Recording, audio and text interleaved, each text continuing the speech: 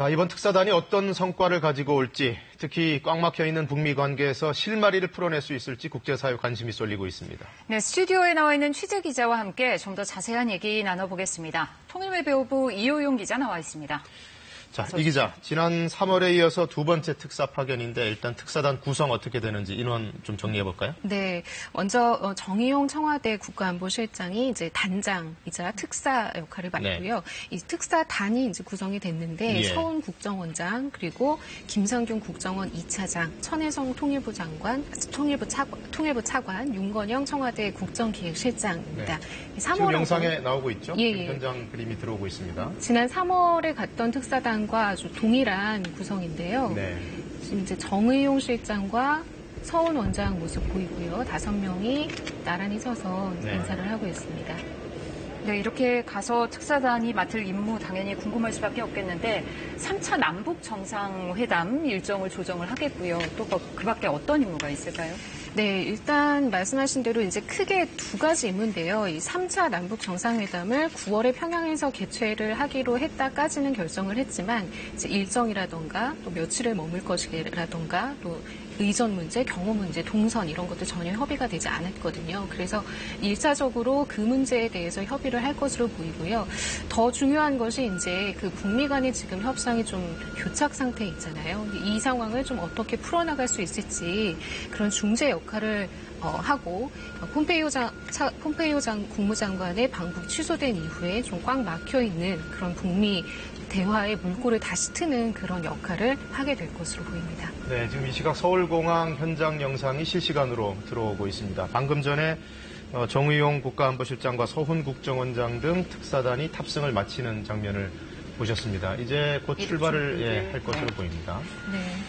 아주 중요한 국면에서 특사를 파견하는 만큼 이제 청와대도 신경을 많이 썼을 것 같은데 어제 사전 점검 회의도 있었죠? 네, 그렇습니다. 어제 오후 문재인 대통령이 직접 이 특사단 전원과 그다음에 통일, 외교, 국방장관을 소집해서 이 준비 상황을 직접 점검을 했는데요. 회의를 마치고 나서 정의용 실장이 이제 간단한 브리핑도 했습니다.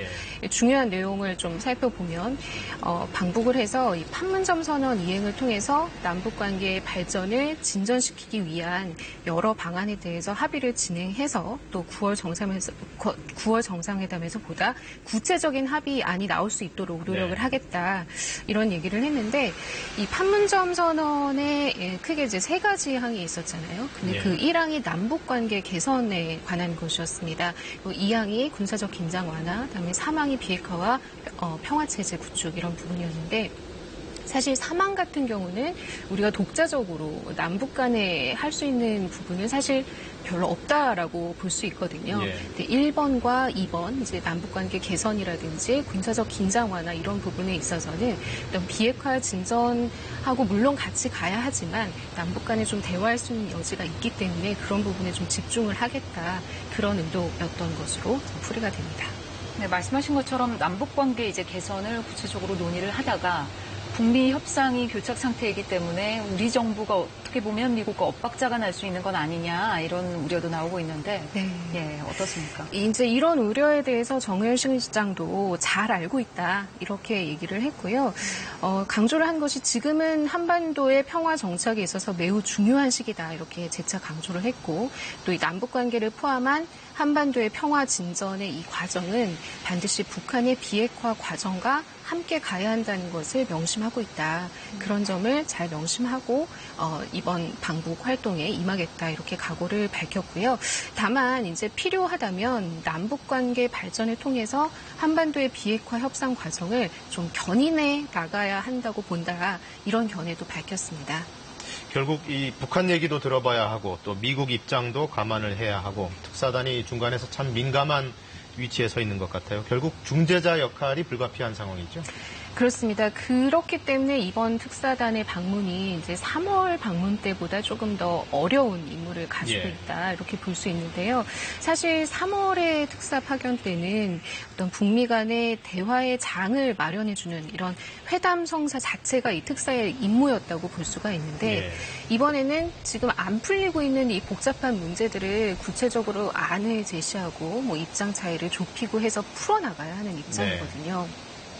이제 북미가 정상회담에서 큰 틀에서 비핵화와 북미 관계 정상화 이런 부분에 대해서 지금 합의를 했는데도 그 이후에 비핵화가 제대로 진전이 되지 않고 있는 이유는 이 비핵화와 종전선언 교환 이런 문제에 대한 양쪽의 입장차가 지금 너무 크기 때문입니다. 디테일의 악마가 그렇죠. 예. 이 협상에 있어서 뭐 어느 쪽이든 최대치를 얻어내려고 하는 거는 어떻게 보면 이제 당연한 일인데 예. 북미가 그 입장을 아직까지 지금 좁히지 못하고 있는 거거든요. 그런데 이제 우리 입장에서 자칫 좀 한쪽 입장을 좀 너무 듣거나 강조를 하다 보면 또 오해를 살 수도 있는 좀 어려운 상황인 것이 분명합니다. 예.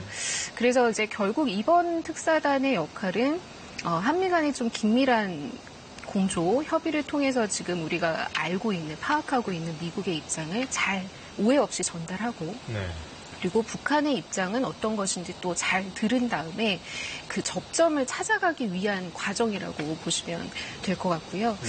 그래서 이제 입장차를 조율을 하려면 미국이 어떤 입장을 가지고 있는지 좀 정확히 알아야 되잖아요. 예. 미국 측의 메시지를 가지고 가느냐 이런 질문을 어제 기자들이 했는데 정용 실장은 미국과는 늘 긴밀히 소통을 하고 있고 또 방북에 관련해서도 정보를 공유하고 긴밀히 협의하고 있다.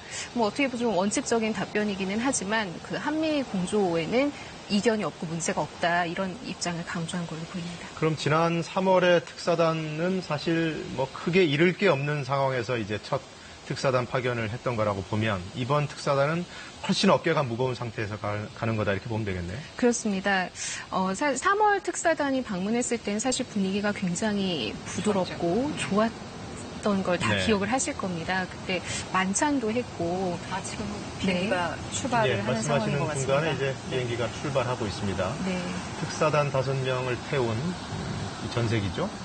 특별 항공기인가 특별편이죠. 네, 지금 서해 직항로를 통해서 이제 평양으로 들어가게 됩니다. 이 시각 서울공항 영상을 실시간으로 보고 계십니다. 네.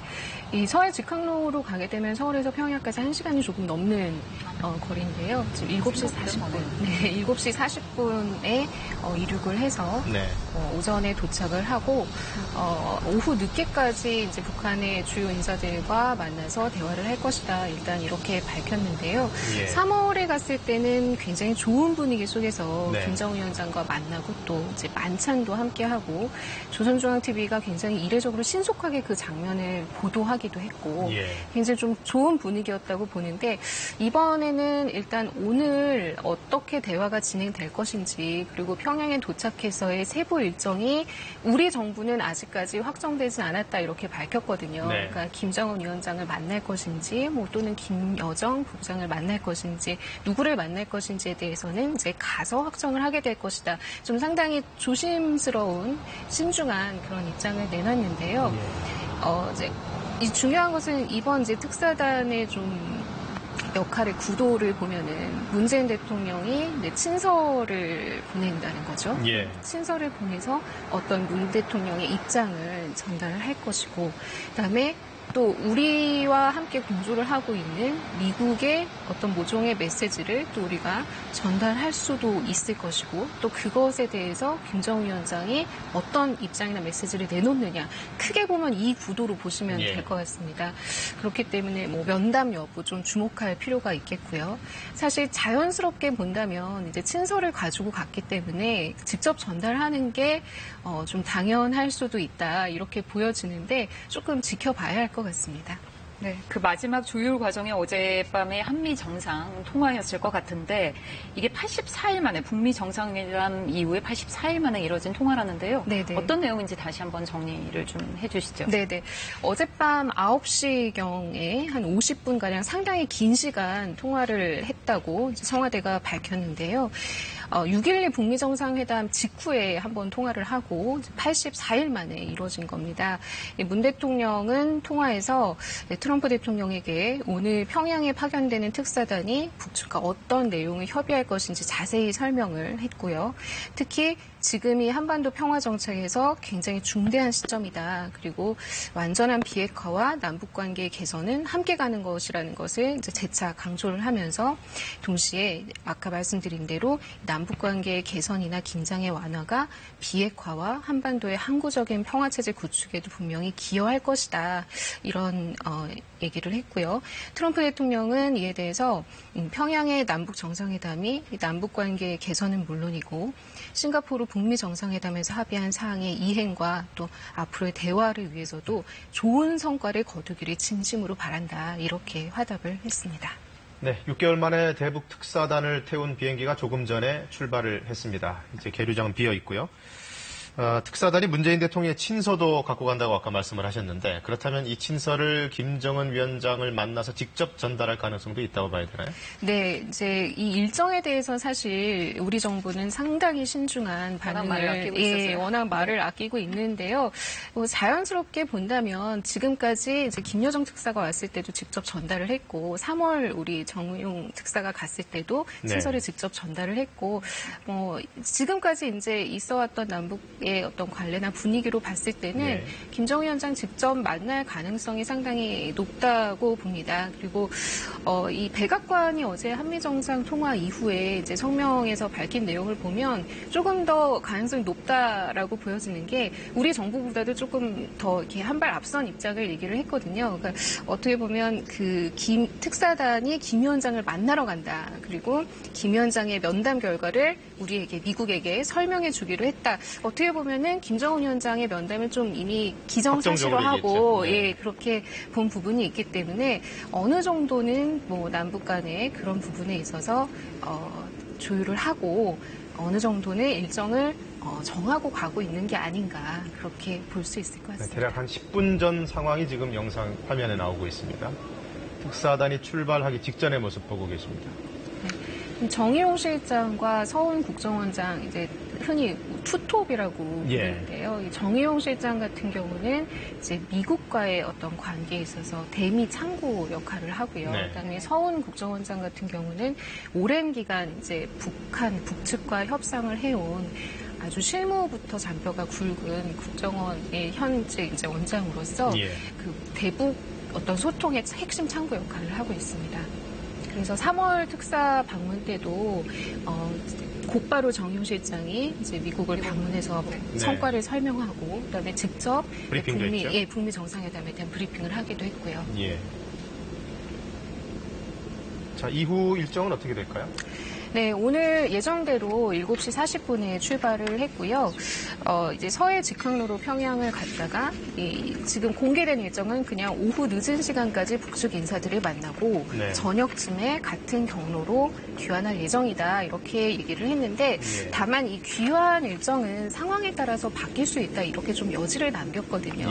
근데 이 이제 당일 방북이라고 하는 점이 또 3월 방문 때와 다른 건데 3월엔 이제 하룻밤을 자고 만찬을 하고 이렇게 돌아왔는데 이번에는 처음부터 당일에 돌아올 것이다라는 예고를 했어요. 물론 뭐 약간의 변동 가능성이 있습니다만 그것을 두고도 당일이라고 못 박은 걸 보면은 어찌 보면 이제 남북 간에 가서 그냥 확인만 하고 그러니까 이미 조율이 됐고 특사단이 중요한 임무를 가지고 가지만 그것에 대해서 충분히 물밑에서 이미 조율이 됐고 가서 뭐 김정은 위원장을 직접 만난다든가 해서 확인만 하고 오면 되기 때문에 굳이 일정을 길게 잡지 않았을 수 있다. 좀 낙관적으로 보는 쪽에서는 그런 전망도 내놨었고요. 그리고 오늘 일정이 좀 변동 가능성이 있다라는 점이 뭐 상황에 따라서 좀 귀환이 늦어질 수도 있고 뭐 이를테면 하룻밤 지낸 다음에 내일 귀환을 할 수도 있고 이런 상황이고요. 정의용 실장은 어쨌든지 이제 귀환 후에 가능한 한 신속하게 국민들에게 방북 결과를 보고하겠다. 그래서 귀환 후에 브리핑도 예상할 수 있는 그런 상황입니다. 네, 대북 특사단을 태운 공군 2호기가 이륙하는 모습을 보셨습니다. 일정이 미뤄질 수 있는 상황이라면 어떤 상황일까요?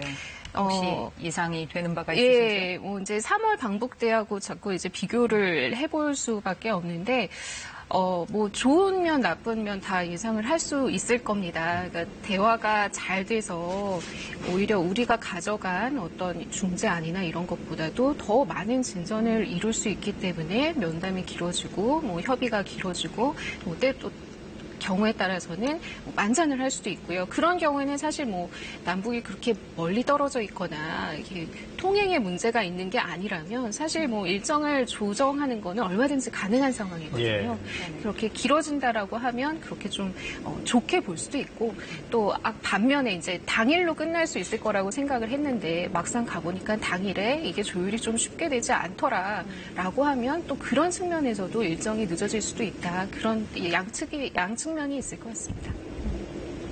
자, 지금 화면에서 보고 계시듯이 5명의 특사단이 비행기에 탑승을 해서 대략 한 10분 전쯤에 서울공항을 출발했습니다. 이 서해 직항로로 간다는 거는 결국 이제 서해 상공을 날아가는 항공편을 이용한다는 건데 제가 알기로는 이효영 기자도 얼마 전에 북한을 다녀온 걸로 알고 있는데 어떻습니까? 같은 루트로 다녀오셨나요? 네, 저는 서해 육로로 갔었거든요. 네. 네, 그래서 이제 북한에 가는 방법이 크게 서해 직항로가 있고, 그다음에 동해 항로가 있고, 예. 디귿자로 꺾어서 가는 동해 항로가 있고, 그다음에 물론 동해선 육로도 있는데 이건 거의 많이 이용되지는 예. 않고요. 이제 금강산 방문 정도를 할 때 이용이 되고, 그다음에 서해 육로도 사실 개성공단이라든가 이런 것들이 남북 관계가 좋을 때는 많이 이용이 됐는데 예. 좀 상당히 오랜만에 개방이 된 경로였죠. 그리고 네. 보통은 이제 최근에 북한을 방문한다고 하면 중국의 경유해서 들어가는 경우가 예. 많았었는데요. 서해 육로 같은 경우에는 7년 정도 만에 이제 그 개방이 된 건데 개성에서 평양까지 한 3시간 정도, 한 140km 정도 구간인데 네. 3시간 정도 걸렸고요. 이번에 이제 서해 직항로는 훨씬 더 빠른 시간에 도착을 할 수 있습니다. 도로 상황은 좀 어떻던가요? 그때 김정은 위원장도 뭐 사정이 좋지 않다 이런 얘기를 한 적이 있는데. 네. 사실 이제 고속도로를 빨리 쉬지 않고 달리면 1시간 반 정도면 도착할 수도 있는 거리인데 예. 뭐 좀 이렇게 행렬이 길었기 때문에 버스 여러 대가 갔기 때문에 속도를 좀 내지 않고 천천히 간 면도 있지만 네. 도로는 생각보다는 그렇게 나쁘진 않았다고 기억을 하는데요. 예.